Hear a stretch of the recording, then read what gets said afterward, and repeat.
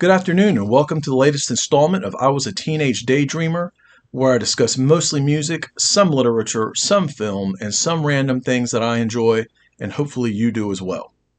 Today is another ranking video where I discuss an artist's albums from my least favorite to my favorite, and today it is Boston-based band Pixies.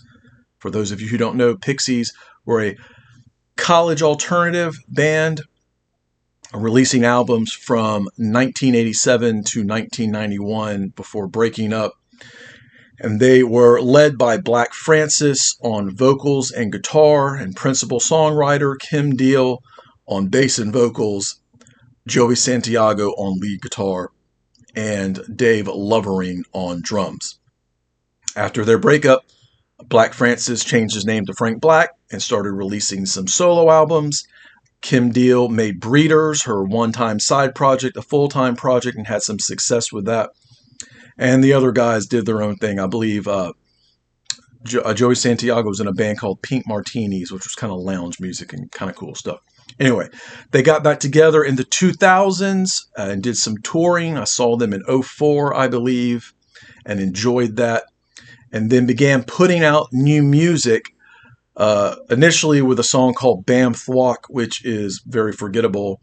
And then Kim Deal left the band, and since then they've been putting out several albums, of which I've not heard one note, because in my opinion, no Kim Deal, no Pixies. And also, I never really cared for Frank Black's solo stuff. That first solo album, Teenager of the Year, very popular amongst my friends. They all loved it. Didn't do much for me, and I just assume that Pixie stuff now is going to sound maybe similar to that, and I could be wrong, and if I am, let me know. If you think that they're really worth listening to, let me know. So for that reason, I will only be ranking the albums on their initial run from 87 to 91, and then a couple of shout-outs.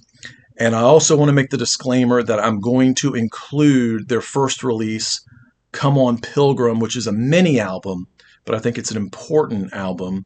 And also, Wikipedia lists it in their main discography. And so, of course, that makes it canon and gospel. Anyway, so I'll go ahead and get started.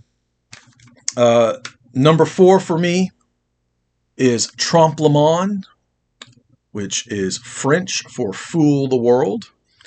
And I remember the first time hearing this album, I believe it was the day I graduated high school, and I was not very impressed by it.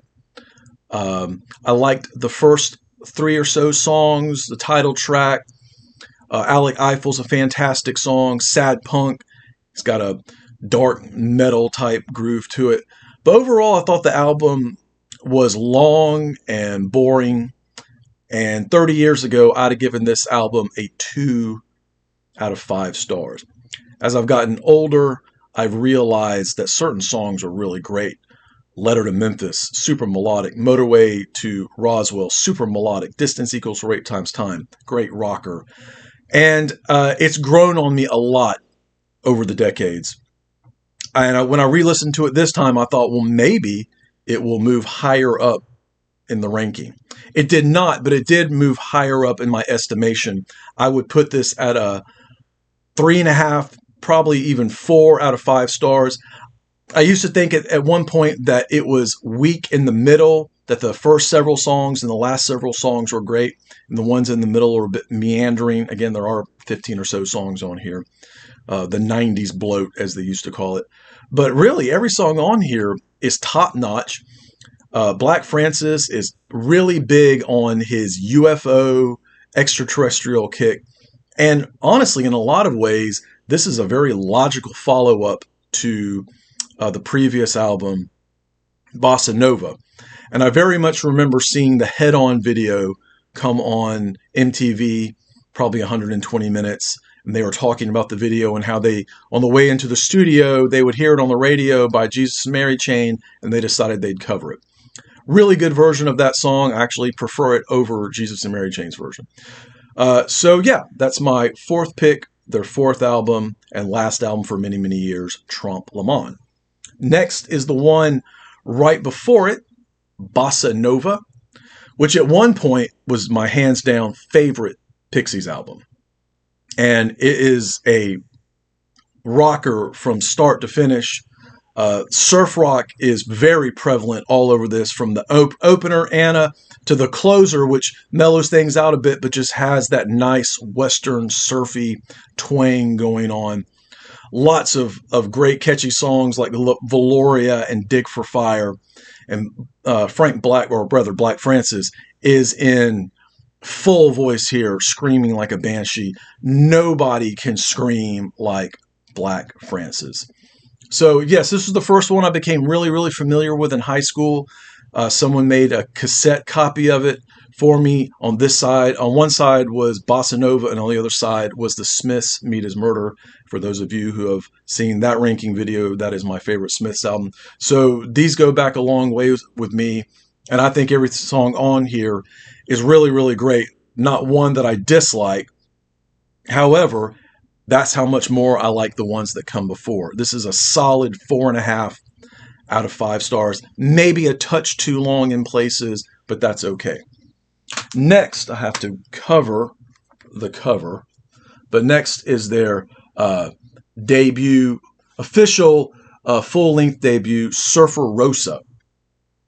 And this is an album that when I am on a road trip and I am getting tired, I stick this thing on, and Bone Machine gets me hopping immediately. And those first, 4 songs in a row, Bone Machine, Break My Body, Something Against You, and Broken Face, they are unparalleled in energy and hyperness and strangeness. Black Francis, he pulls biblical references, historical references, environmental references, social commentary references all over the place.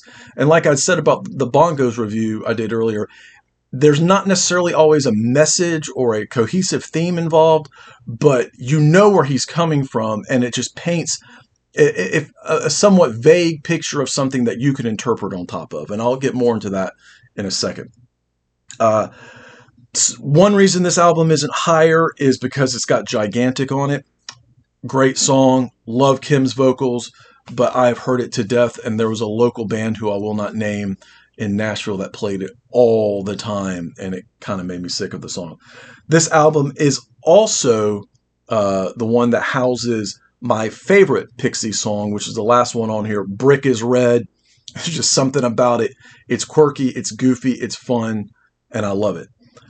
This also has Vamos, and that's another song that I get a little bit tired of sometimes. It's really great. It's really rocking. It was great live. But yeah, anyway, so that is my number 3. Still a 5 out of 5 album, even though there's a couple songs that I get a little tired of. That doesn't mean they're not great. This is a 5 out of 5 album. Next is its kissing cousin, very similar. The aforementioned Come On Pilgrim, their first release from 1987. The sound is very, very similar to Surfer Rosa, even shares Vamos. I think it's the same version. I'm not 100% sure on that. But I think that even though this is a short album, only 8 songs, and a lot of them very, very short, they are all killer and dynamite and immediate. Caribou starts off kind of languid and mysterious and kicks in. Then Vamos, with all its chaos. Isla de Encanta is a wonderful dual vocal with Kim and Black Francis. Ed is Dead is probably the weakest song on here, but still a lot of fun. And then for me, side 2, beginning with the holiday song, is where it really kicks in. One of the catchiest songs in indie rock in the holiday song. Nimrod's Son, hilarious, a lot of fun. I've Been Tired. The spoken word is, I've got a friend of mine, Jason Smith. We will text each other random lines from this song, and then the other one picks up, and we go back and forth for a little while, and then we, chat about other things. And then Levitate Me, super great, catchy song. Again, feels a lot like Surfer Rosa. In fact, I think at one point they were released together on one CD. I like having the original of both, the integrity of the album. Very, very great place to start with Pixies if you don't know anything about them. So that means, obviously, that my number one is, and it's most people's number one, Doolittle from 1989.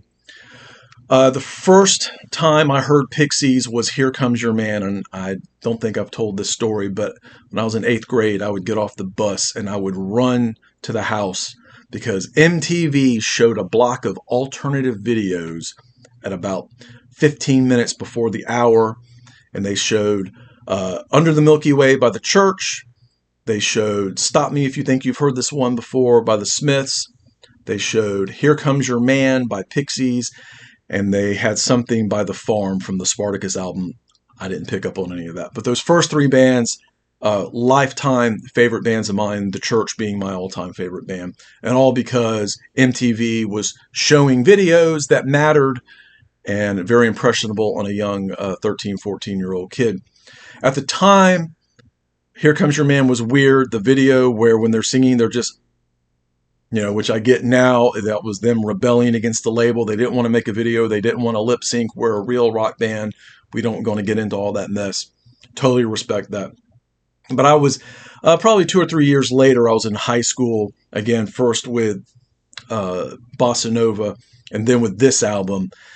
And man, what a great album. Side 1 has all the hits. You've got Wave of Mutilation, and you've got Here Comes Your Man, Monkey Gone to Heaven. Those last two, Wave of Mutilation and Monkey Gone to Heaven, are very, very much social, environmental awareness type songs in the way only Black Francis can present them. And then Here Comes Your Man, not really sure what that's about. It might be along the same lines as Waiting for the Man by Velvet Underground. But every song on here, minus one, is ridiculously catchy, raw, aggressive, upbeat, just insane.